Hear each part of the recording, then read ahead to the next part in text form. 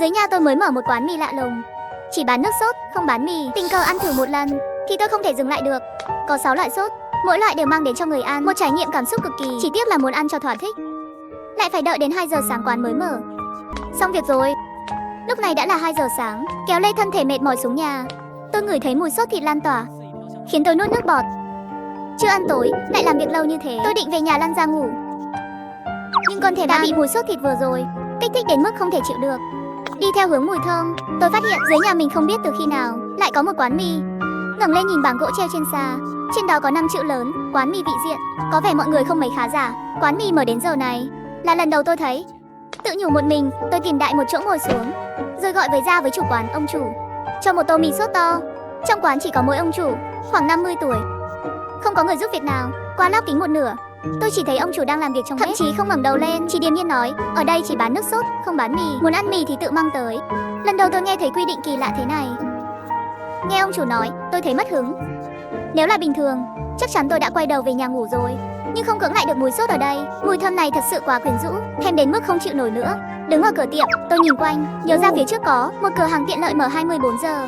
Vội vàng chạy đi mua một gói mì ăn liền. Cầm gói mì ăn liền quay lại quán nước sốt. Ông chủ, cho một bát nước sốt. Tôi đặt gói mì lên quầy, mở nắp gói mì ra. Hơi nóng bốc lên nghi ngút. Thấy tôi để gói mì lên quầy, ông chủ mới từ tốn nước lên nhìn tôi, rồi ông chỉ tay về phía 6 thùng nước sốt, giới thiệu cho tôi: ngọt, mặn, cay, chua, đắng, 6 loại nước sốt. Khách muốn chọn loại nào? Tôi chỉ muốn ăn một bát mì thôi. Sao mà rắc rối vậy? Cho loại cay, tôi nói. Ông chủ hào hứng lấy một muỗng lớn nước sốt cay, đầy úp lên, phủ kín mì bên dưới. Ông làm rất thoải mái. Cầm bát mì, tôi tìm đại một chỗ ngồi. Ông chủ liền đi theo với một khay thức ăn, đặt mấy đĩa nhỏ với các món ăn kèm lần lượt lên bàn. Nhưng món ăn kèm này đều là quán tặng. Khách cứ tự nhiên. Nói xong, ông chủ không quay lại bếp, mà ngồi xuống một chỗ gần đó, tự mình lướt điện thoại. Trên bàn có mấy loại đồ ăn kèm, màu sắc rất đậm đà, cắt rất tỉ mỉ. Nhìn qua tôi có thể nhận ra là lưỡi bò, tai heo, năm. Những nguyên liệu này đâu rẻ chút nào. Ban đầu tôi chỉ muốn ăn một bát mì cho no thôi. Nhưng nhìn thế này, có vẻ lúc tính tiền sẽ khá đắt. Mùi hương từ bát mì bốc lên không ngừng. Lúc này miệng tôi đã đầy nước bọt. Không suy nghĩ thêm, tôi dùng đũa trộn mì trong bát, rồi gắp một miếng lớn đưa vào miệng. Vị giác ngay lập tức bị kích thích bởi nước sốt. Tôi chỉ cảm thấy từ đầu đến chân đều dâng trào cảm giác thỏa mãn và vui sướng. Chưa kịp nuốt xong miếng đầu tiên, tôi đã không thể chờ để ăn miếng tiếp theo. Nước sốt cay như những quả bom nhỏ nổ tung trên đầu lưỡi của tôi, làm tôi cảm giác tê tê. Lúc này, trán tôi đã lấm tấm mồ hôi. Chỉ một bát mì thôi mà tôi ăn thoải mái vô cùng. Đến khi gần hết mì, tôi mới liếm lấy chút vị còn lại trên khóe miệng, rồi bắt đầu thử từng món ăn kèm ông chủ mang lên. Phải nói ông chủ thật biết kinh doanh, không nói quá khi bảo rằng những món ăn kèm này nếu đưa vào thực đơn, tôi cũng sẵn lòng gọi lại. Chẳng bao lâu, mọi thứ trên bàn đều đã được tôi xử lý sạch sẽ, kể cả nước trong bát mì cũng đã trôi hết vào bụng. Sao, tay nghề tôi cũng ổn đấy chứ? Ông chủ thấy tôi ăn xong, vừa dọn dẹp vừa bỏ bát đĩa vào khay, không đợi lời khen của tôi không tiếc lời, giơ ngón cái lên và khen: ông chủ, nước sốt ở đây đúng là tuyệt vời. Tôi đã đi nhiều quán mì, lần đầu ăn được nước sốt ngon thế này. Ăn xong mà thấy như được hồi sinh, như có sức mạnh tràn trề. Lời khen của tôi làm ông chủ rất vui, nụ cười làm thêm vài nếp nhăn trên mặt. Nói thật lòng, với tay nghề của ông chủ, tôi đã hiểu tại sao ông chỉ bán nước sốt mà không bán mì. Bởi vì chẳng cần lo không có khách. Vốn dĩ làm việc đến tận 2 giờ sáng, tôi mệt mỏi kiệt sức. Không biết là do tâm lý hay sao, sau khi ăn xong bát mì này, tôi thấy mình tràn đầy năng lượng. Nếu thích thì cứ ghé thường xuyên, lần sau có thể mang thêm mì vàng hoặc bún sợi long khẩu, kết hợp với nước sốt của tôi còn ngon hơn. Ông chủ vừa nói vừa chép miệng, thực sự khiến người ta thèm thuồng. Vâng, ông chủ, tổng cộng bao nhiêu vậy? 35.000. Tôi nhìn vào đồng hồ trên điện thoại, đã 3 giờ sáng rồi, không còn sớm nữa. Tôi trả tiền qua điện thoại. Thực sự tôi không ngờ rằng bữa ăn lại rẻ như vậy. Phải biết rằng chỉ riêng đĩa lưỡi bò nhỏ này thôi, ở một quán ăn khác cũng có giá cả chục nghìn. Chất lượng tuyệt vời, giá phải chăng? Tôi thầm quyết định sẽ thường xuyên ghé qua đây. Ông chủ quét mã thanh toán và chào tôi: quý khách đi thong thả. Khi tôi bước ra cửa, bất chợt có một làn gió lạnh thổi tới. Làn gió chéo rất lạnh, rõ ràng thời tiết còn khá ấm, mà trong quán cũng không bật điều hòa lạnh. Vậy mà tôi không kìm được mà run lên, chỉ muốn nhanh chóng ra khỏi quán. Khi tôi đang đẩy cửa rời đi, có ai đó từ ngoài hối hả đẩy cánh cửa kính bên kia và chạy vào trong quán. Nhìn ra đường phố, bất ngờ thấy rất nhiều người, từ trẻ đến già, đang đi về phía quán mì. Tất cả không ngoại lệ, mỗi người đều cầm một bát mì trắng. Giữa đêm khuya thế này, vậy mà quán mì lại đông đúc. Tôi xoa bụng, vẽ 2 vòng tròn hài lòng, rồi châm một điếu thuốc, vừa hút vừa bước về nhà. Một điếu thuốc vừa hết cũng là lúc tôi đến trước cửa nhà. Tôi sống trong một khu chung cư cũ, mỗi tầng đều không có đèn cầu thang. Mò mẫm trong bóng tối mở cửa phòng, tôi mới vứt đầu lọc thuốc ra ngoài, khạc một tiếng mạnh, rồi phun ra ngoài cửa. Sau đó tôi đóng cửa thật mạnh. Trước đây tôi từng nghe người ta nói vào ban đêm khi đi đường về nhà, để tránh bị thứ gì đó bám theo, tốt nhất là nên châm một điếu thuốc hoặc thứ gì đó có lửa. Trước khi vào nhà thì vứt đi, hoặc nhổ một bãi nước bọt ra ngoài cửa, chửi bậy gì đó cũng được. Không phải là tôi không tin vào khoa học, chỉ là vừa nãy khi bước ra từ quán mì, những người đổ xô vào quán rất đông. Không thể nói rõ có gì không ổn, nhưng cảm giác họ đi rất nhẹ nhàng, có chút kỳ lạ. Tôi rửa mặt qua la, nhìn đồng hồ, khi nằm lên giường là 3 giờ rưỡi sáng. Sáng mai 7 giờ phải dậy đi xe buýt, chỉ còn 4 tiếng để ngủ. Nghĩ đến việc sáng dậy không đủ giấc, tôi cảm thấy rất tuyệt vọng. May mắn là tôi nhanh chóng chìm vào giấc ngủ. Khi chuông báo thức reo lúc 7 giờ, tôi vươn vai và ngạc nhiên là không cảm thấy mệt chút nào. Ngược lại còn thấy sảng khoái, cơ thể như trở lại thời trung học. Một ngày chăm chỉ làm việc lại bắt đầu. Hoàn thành công việc cuối cùng, lúc đó đã đúng 9 giờ tối. Tôi rời công ty, không giống như mọi khi, muốn về nhà nhanh để nghỉ ngơi. Thay vào đó, tôi lại nhớ món mì hôm qua.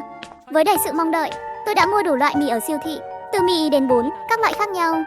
Rồi vội vàng về nhà nấu một nồi, nhớ lại hương vị hôm qua. Tôi không dùng bát tô mà lấy một khay inox lớn, do đợt khuyến mãi sữa chua tặng. Tôi đổ đầy mì vào đó, vui vẻ xuống tầng dưới. 9 giờ là giờ phố xá đông đúc nhất. Các cặp đôi đi dạo, hoặc các gia đình 3 người tản bộ.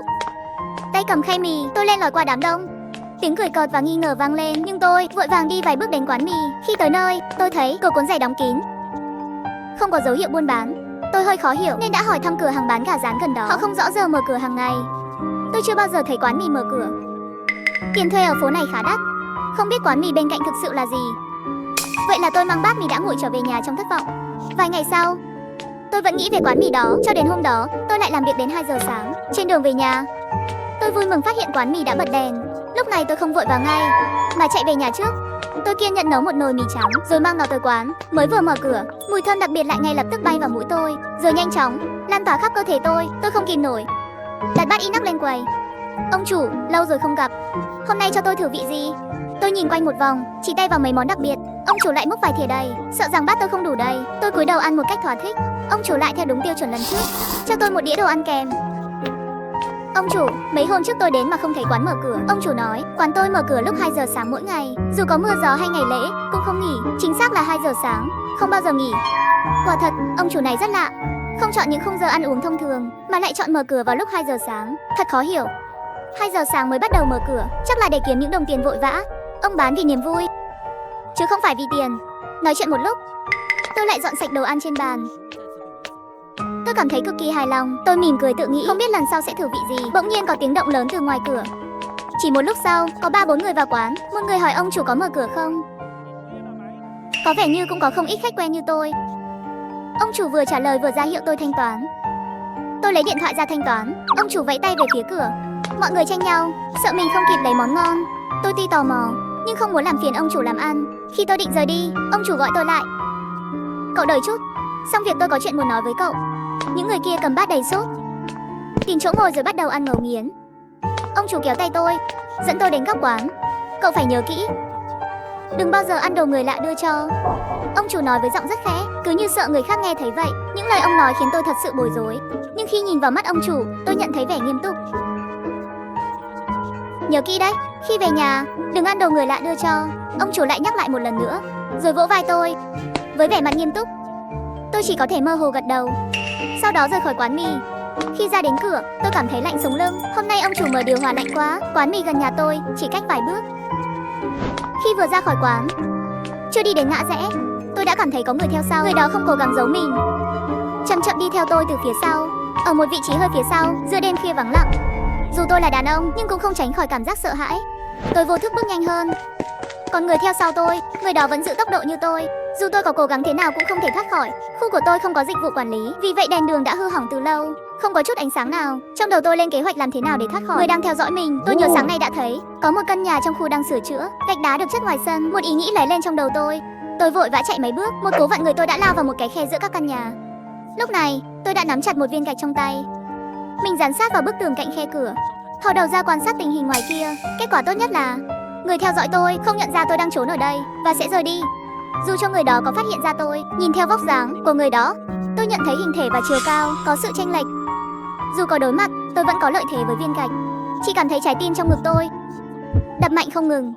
Mỗi nhịp đập như làm cho tôi run lên. Tôi đếm từng giây, từng phút, 1 phút, 2 phút. Khoảng 7-8 phút trôi qua, ngoài kia vẫn không có động tĩnh gì. Lúc này tôi mới thở phào nhẹ nhõm, không khỏi thò đầu ra ngoài nhìn thêm. Quay đầu quan sát một lượt, cánh tay tôi rũ xuống. May mà người đó đã đi rồi. Tôi thở phào một hơi, từ khe cửa tôi rời đi. Nhưng một giọng nói đột ngột vang lên phía sau. Cậu đang tìm tôi à? Á, âm thanh đó như một mũi kim đâm thẳng vào đầu tôi. Giống như có 41 cây kim lạnh lẽo đâm xuyên qua não tôi. Cảm giác toàn thân tôi bị chìm trong một vực băng giá. Tôi giật mình, viên gạch trong tay tôi rơi xuống đất. Viên gạch rơi xuống, vỡ tan thành từng mảnh. Tôi muốn chạy trốn, nhưng đôi chân như bị đổ chì, không thể nhúc nhích nổi. Người đứng sau tôi là ai? Tôi cảm thấy hoang mang trong lòng. Lẽ nào chỉ có một cửa ra vào? Sao anh ta lại có thể xuất hiện phía sau tôi?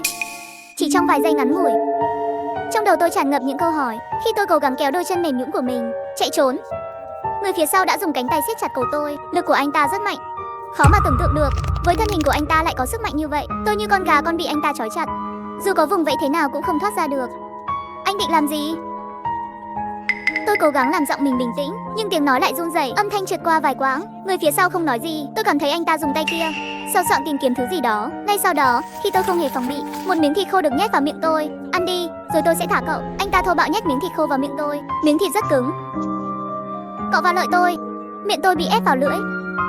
Anh ta chẳng quan tâm liệu tôi đã nuốt được miếng thịt khô hay chưa. Anh ta chỉ tiếp tục nhét thêm vào miệng tôi. Ăn đi, ăn hết đi. Giọng nói của anh ta gần như biến thành một âm thanh quái dị. Cả đầu tôi như nổ tung. Tôi bỗng nhớ lại lời ông chủ cửa hàng Lưu đã nói, đừng ăn đồ người lạ đưa cho. Có vẻ như ông chủ Lưu đã sớm phát hiện ra điều gì đó không ổn. Ông ấy đã cố gắng nhắc nhở tôi. Thật không ngờ, tôi lại không nghe lời.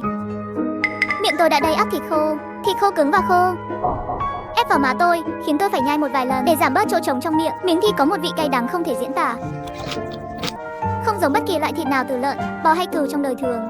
Tôi cố gắng nhai và nuốt xuống. Người đứng sau có vẻ rất hài lòng với động tác của tôi, và tay anh ta cũng dần buông lỏng hơn. Anh ta đợi tôi nuốt hết miếng thịt khô trong miệng. Tôi nhân lúc anh ta lơ là, dùng lưỡi đẩy miếng thịt khô ra phía sau, rồi mạnh mẽ đẩy, mở miệng và nhổ ra xa. Rõ ràng là động tác của tôi khiến người phía sau nổi giận. Anh ta siết chặt hơn cánh tay đang quấn quanh cổ tôi. Tôi cảm thấy như thể xương cổ mình sắp gãy, cảm giác ngạt thở ùa đến. Tôi há miệng ra, nhưng chẳng thể hít vào một chút không khí nào. Khi tôi cảm thấy đầu óc quay cuồng và sắp mất đi, anh ta mới nới lỏng cánh tay một chút. Tôi hổn hển thở dốc, và anh ta nhân cơ hội này lại tiếp tục nhét thịt khô vào miệng tôi. Ăn hết đi, không thì tôi sẽ làm hại cậu. Lần này, động tác của anh ta còn thô bạo hơn. Rõ ràng anh ta không còn kiên nhẫn nữa. Anh ta thậm chí còn nhét miếng thịt sâu hơn, cọ vào cổ họng tôi, giống như muốn đâm thẳng vào dạ dày tôi. Tôi bản năng nôn mửa, bị hành hạ đến mức muốn chết. Hiện giờ chẳng có một chút cơ hội nào để phản kháng, chỉ biết tạm gạt lời ông chủ quán mì ra khỏi đầu. Tôi miễn cưỡng nhai miếng thịt khô đang ép chặt miệng mình, rồi nuốt xuống. Cảm giác như miếng thịt đó là thịt xác chết. Dù đã nhai nát, những sợi thịt vụn vẫn cứ như lông cứng quệt vào cổ họng tôi. Người phía sau hình như vẫn chưa thỏa mãn, muốn hành hạ tôi đến chết. Động tác của anh ta vẫn không ngừng. Khi tôi tuyệt vọng, ánh sáng loang lổ từ một chiếc đèn pin xuất hiện không xa. Tôi chỉ có thể phát ra những âm thanh ấp úng, hy vọng có người sẽ nghe thấy. Ánh sáng từ đèn pin lúc gần lúc xa, nhưng nó không bao giờ chiếu vào nơi tôi đang đứng.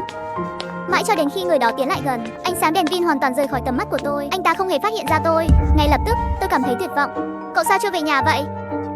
Đúng lúc tôi đang tuyệt vọng, ánh sáng đèn pin vừa mới rời đi, đột nhiên quay lại, chiếu về phía tôi. Cùng lúc đó, tôi cảm thấy cái vị của miếng thịt khô trong miệng biến mất ngay lập tức. Người phía sau tôi đã không còn nữa, vì tôi vẫn còn đầy miệng thịt khô. Tôi vừa nhổ ra vừa ậm ừ hỏi, ông chủ, sao ông lại ở đây?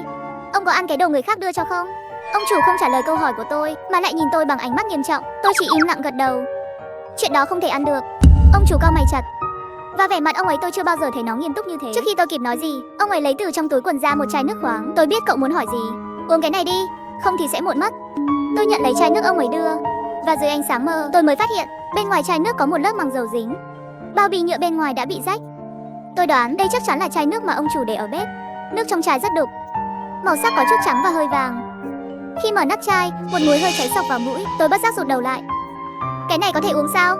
Uống đi, nếu không cái thứ đó sẽ tiếp tục bám theo cậu. Vậy lúc nãy người đứng sau tôi không phải là người sao? Suy nghĩ kỹ thì thật đáng sợ. Tôi không nghĩ nhiều nữa, ngừng thở và uống hết một hơi chai nước. Ngay lập tức, cơn đau dữ dội truyền đến từ bụng, dạ dày tôi bắt đầu cuộn lên. Tôi dùng sức ném ra tất cả thứ đã ăn vào trước đó. Ăn cái này đi. Ông chủ đưa cho tôi một viên thuốc cỡ bằng của bóng thủy tinh. Tôi nhận lấy và một hơi nuốt luôn vào miệng. Ngay sau đó, tôi thấy khóe miệng ông chủ cong lên với một đường cong kỳ quái. Ông ấy mỉm cười hài lòng với tôi đã bảo cậu đừng ăn đồ người lạ đưa mà. Đồng ca, chúng ta đâu có lạ nhau. Chẳng lẽ chúng ta quen nhau sao? Nhìn cậu nói kìa, chẳng phải tôi vẫn là khách quen của cậu sao? Sao lại là người lạ được? Đừng đùa nữa. Tôi không đùa,